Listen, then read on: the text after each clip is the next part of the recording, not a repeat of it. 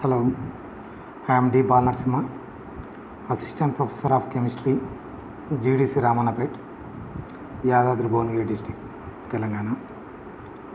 Today, in this video lecture, I would like to discuss about crystal field theory, which is one of the very important topic in organic chemistry, inorganic chemistry. It explains the stabilities of coordination compounds and the magnetic properties of many of the coordination compounds, which are having a coordination number of 4 and 6, particularly. Crystal field theory and explains why some of the ligands are why they are strong field ligands, why they are some of the strengths of ligands. It explains strengths of ligands and the crystal field stabilization energies. Okay, in order to account for the limitations of valence bond theory, the crystal field theory was developed. The theory gets its name from its original use in explaining the behavior of transition metal ions in crystals. Later, it was discovered that the theory works well for transition metal complexes too. Crystal field theory ignores covalent bonding in complexes. Okay, crystal field theory, according to crystal field theory, the bond between ligand and metal ion is of ionic nature. So it ignored covalent bonding nature of complexes. It assumes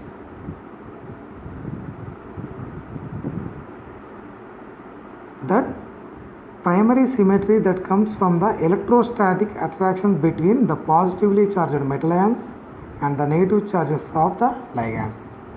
They affect the energy of the complex by influencing the energies of the d orbital of the metal ion, and thus we will focus our attention on here. To understand the theory, therefore, it is essential that you will know how the d orbitals are shaped and especially how they are oriented in space. Okay, we know that there are 5 d orbitals. So before entering into the crystal field theory, we should know that what are the types of d orbitals. Okay, here in this slide, I would like to explain. I will try to explain this type of d orbitals. We know that there are 5 d orbitals there in the d subshell. So dxy, dyz, dzx, and dx square minus y square and dz square. These are 5 types of d orbitals in the subshell of d subshell. So these are 5 different types of d orbitals. Again, these are classified into 2 types. First one is these above 3 d orbitals are called as T2g orbitals, and these 2 orbitals are called as EG orbitals. If you observe these 5 d orbitals, the first 3 d orbitals lie between the axes. If you take dyz here, it is the 4 lobes of the d orbital are spread between these axes. Okay, they lie, the 4 lobes of the d orbital lie between the axes, coordinate axis x, y, z, between the axes. Again, in case of dxz orbital, the 4 lobes lie between these axes. So here dxz. So these 3 types of orbitals, dxy, dyz and dzx, are spread. Okay, the probability of finding these electrons in these orbitals lies between is highest between the coordinate axes.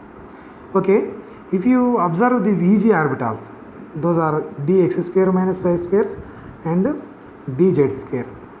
In these orbitals, these dx square minus y square orbitals, 4 lobes are on these coordinate axes y and x. So if you observe here, it is on x axis, these 2 lobes are on y axis.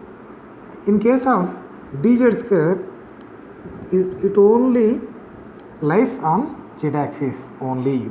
So based on this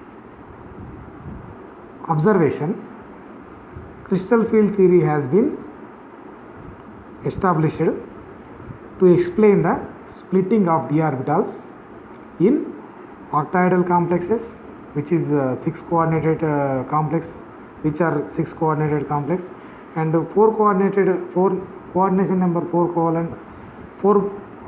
complexes are square planar and tetrahedral. In this video lecture, I will try to explain d orbital splitting in octahedral complexes and tetrahedral complexes and square planar complexes. So in part 1, I will try to explain octahedral complexes, d orbital splitting in octahedral complexes and the postulates of crystal field theory. Okay, right. So these are 5 types of d orbitals. So 3 lies between the axis and 2 orbitals lies along the axis. Okay, right, lies along the axis. So coordinate axis, these are called as EG, and these 3 are called as T2G. G means gerade. Okay, in case of tetrahedral complexes, this G is removed because it is unsymmetrical one. Okay, tetrahedral complexes are unsymmetrical, so gerade is not a suitable word to describe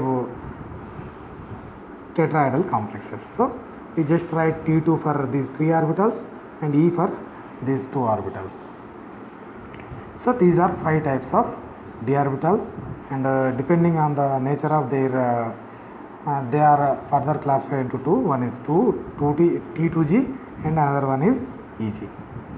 So next we will come into the postulates or assumptions of crystal field theory.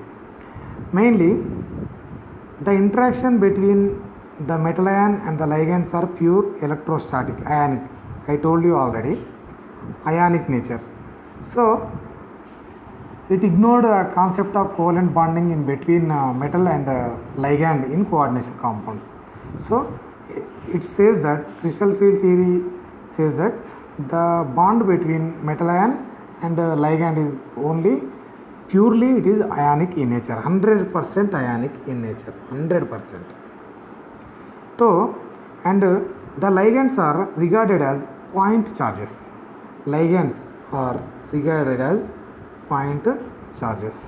If the ligand is negatively charged, ion-ion interaction. If the ligand is neutral, ion-dipole interaction. Okay. So it explained the interaction between metal ion and ligand. If the ligand is negatively charged, the interaction is ion-ion interaction. If the ligand is neutral, ion-ion dipole interaction. Okay. Next, the electrons on the metal are under repulsive from those on the ligands. Okay.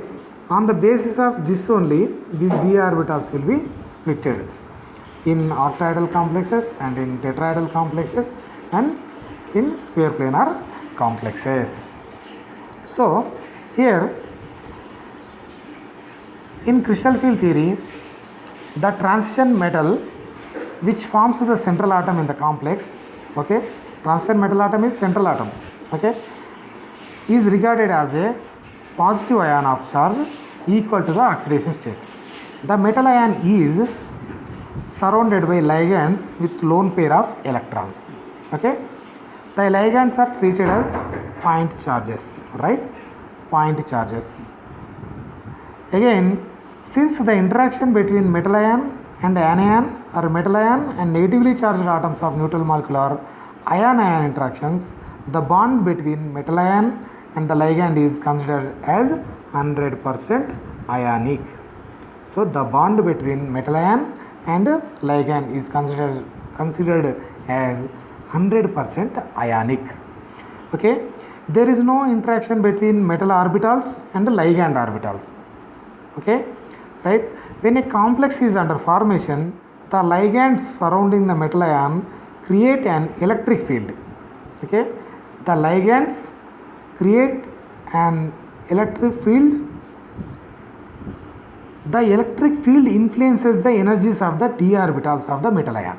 Okay, I explained you that there are two types of d orbitals. So there are 5 d orbitals are there. Again, they are classified into two types based on their nature, position of their lobes. Okay, so here it is very important point, which is the basic point. It can, if you understand this point, we can understand these d orbitals splitting in octahedral, tetrahedral and square planar complexes. What is that point? When a complex is under formation, the ligands surrounding the metal ion creates some magnetic field. Okay, electric field. It influences the d orbitals. Okay, it influences the d orbitals, right? So if there are no ligands, the d orbitals in the metal ion are degenerate, means they all have equal energies. Okay, they all have equal energies. So we know that there are 5 d orbitals are there. 5 dxy, dyz, dzx, dx square minus y square, dz square. So metal ion, free metal ion. In the presence of ligand, what happens here? The energy of d orbitals increases because the ligands creates an electric field. So here also they are degenerate d orbitals, but in the presence of ligands, their energies are raised. Okay, right? So again, the d orbitals have different orientations. So these orbitals will experience different interactions from the ligands. It means that the d orbitals which lie in the direction of ligand will experience greater repulsion and hence raised to higher energy position. So this is very important concept. Again, to understand splitting in d orbital splitting in octahedral, tetrahedral and square planar complexes. So these d orbital will be splitted according to their nature. So if ligands approach these d orbitals along the axis, so which d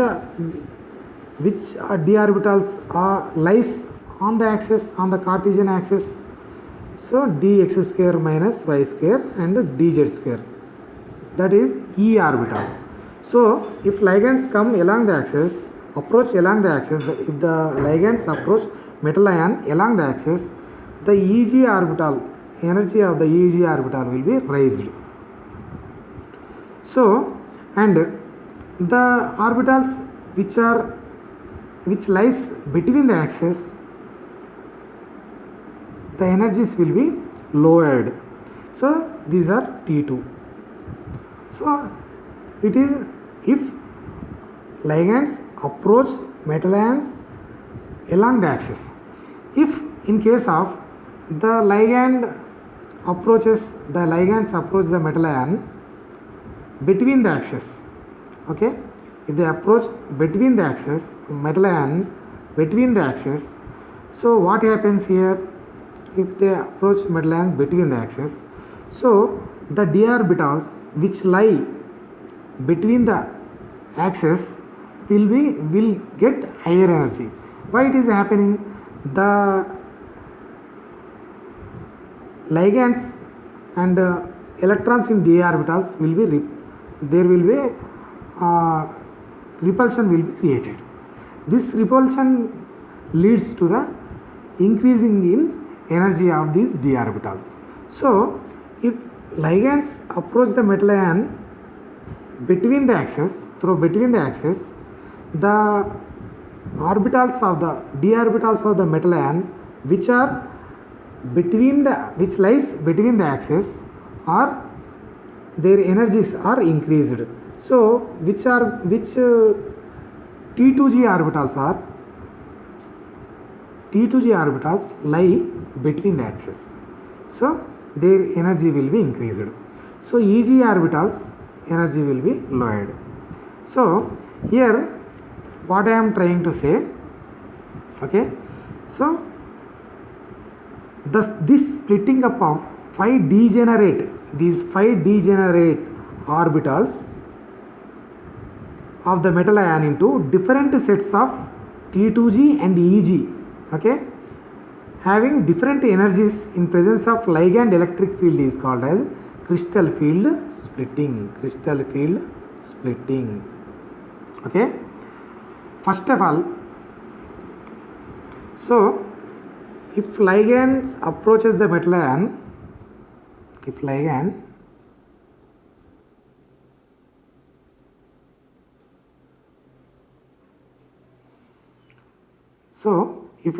approaches the metal ion between the axis, what happens? The energies of Eg orbitals will be increased. If the ligands approaches the metal ion through between the axis, along the axis Eg will be increased, energies of Eg orbitals will be increased.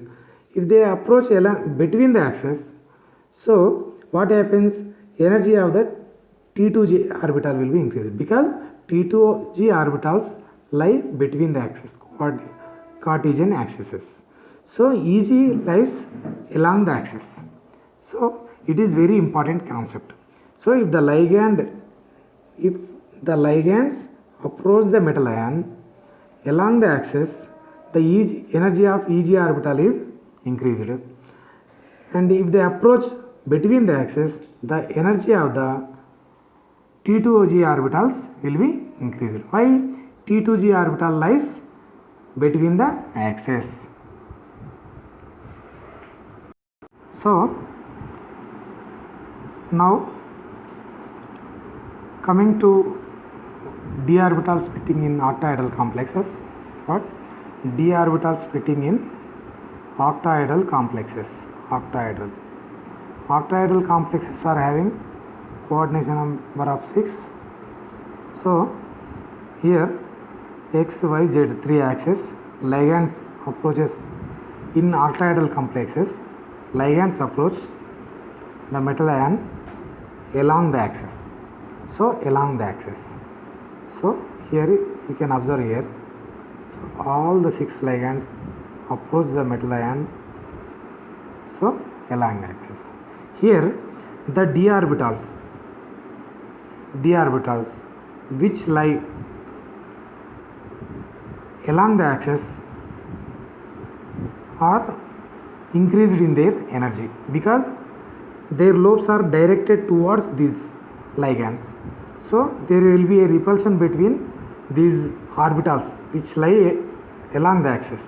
So which orbital lie along the axis? Eg. So the energy of Eg orbital will be increased.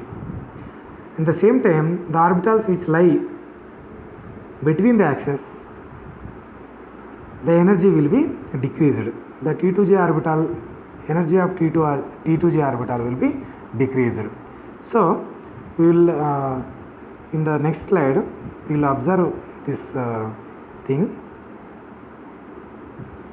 So here crystal field splitting in octahedral complexes. So here it is energy. So in this way energy is increased. Here d orbitals, free d orbitals of metal ion. There is no influence of ligands here, And when ligands approaching first step, in the first step actually what happens here, so the ligands approach can be explained in two steps.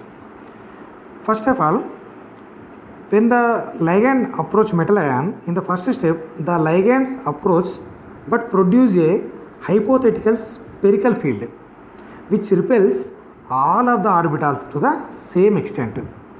This repulsion raises the energy of d orbitals to the same extent. So in this hypothetical spherical field, what happens here? This energy of phi orbitals will be increased to the same extent. Okay. In the second step, the electric field, because of the electric field, these orbitals will be splitted according to the nature of, on the basis of the ligand's approach of the ligand. Suppose in octahedral complexes, ligands approach metal ion along the axis. Along the axis means the orbitals which lie along the axis, their energy will be increased. So which lie between the axis, their energy will be decreased. In this way, what happened here? Here 3 orbitals, here 2 orbitals. The split has been happened, right? The splitting of d orbitals in octahedral crystal field. So Eg and T2g. The energy difference between this Eg and T2g is denoted by delta O. So here, how much, what is the amount of the Eg orbitals, the energy of the Eg orbitals will be increased by which extent? It is by plus 0.6 delta O. Here, these the energy lowered by energy of T2g orbitals will be lowered by 0.4 delta O. O means octahedral, delta means crystal field splitting energy. Okay. So once again, the Eg orbitals energy will be raised by 0.6 delta O, and Eg orbital, T2g orbital energy will be lowered by 0.4 delta O, right? So it is crystal field stabilization energy of octahedral complexes. So first of all, we should know one point: the ligands approach the metal ion along the axis. This is the very important point to explain the splitting of d orbital complexes, d orbital splitting in octahedral complexes. So along the axis, the ligands approach here. So obviously the orbitals which lie along the axis, their energy will be increased. So their energy will be increased. Which the orbitals which lie between the axis, their energy will be decreased. So T2g. So they lie between the axis. So in this way, d orbital splitting is taking place in octahedral complexes. The energy difference between this T2g and Eg orbitals is called as crystal field stabilization energy of octahedral complex. So it is delta O, 1 delta O or 10 dq, right? It is crystal field stabilization energy in octahedral complexes. So the Eg orbitals energy will be increased by 0.6 delta O, and T2g orbital energy will be decreased by 0.4 minus 0.4. Minus indicates lowering of energy, plus indicates increasing of energy. This is about octahedral d orbital splitting in octahedral complexes. It is very important concept in coordination concept compounds. So in this video lecture of crystal field theory part 1, I tried to explain what are the assumptions or postulates of crystal field theory. Postulates. So the interaction between bonding between metal ion and ligand is considered as 100% ionic bond.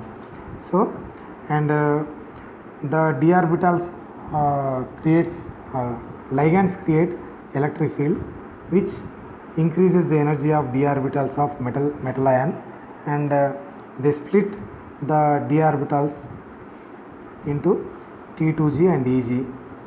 If ligands approach the metal ion along the axis, EG orbital energy will be increased. If ligands approach the metal ion between the axis, energy of T2G orbitals will be increased. So, in octahedral complexes, okay, in octahedral complexes, the metal ions, the ligands approach the metal ion. In octahedral complexes, the ligands approach the metal ion along the axis. So, along the axis. So, X, Y, Z, along the axis. Ligands approach through along the axis. So, obviously, the d orbitals which lie along the axis are Eg, dx square minus y square dz square. So, their energies will be increased, and those d orbitals which lie between the axis, their energy will be decreased. These are T2G, right? So, in this way, the splitting of d orbital takes place in octahedral complexes. Again, the energy difference between these T2G and EG orbitals in octahedral complexes is called as crystal field stabilization energies or crystal field splitting energy. So, what is the amount of energy of EG orbitals will be increased by? It will be increased by 0.6 delta O, and T2G orbitals energy will be decreased by minus 0.4. So, energy of EG will be increased by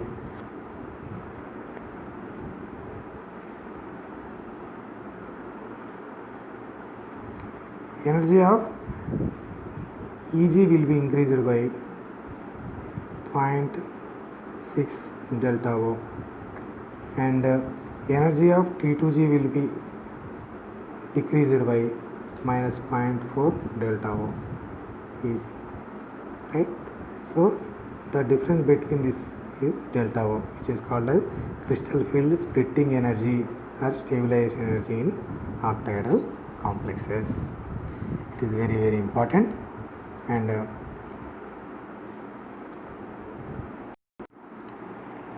thank you.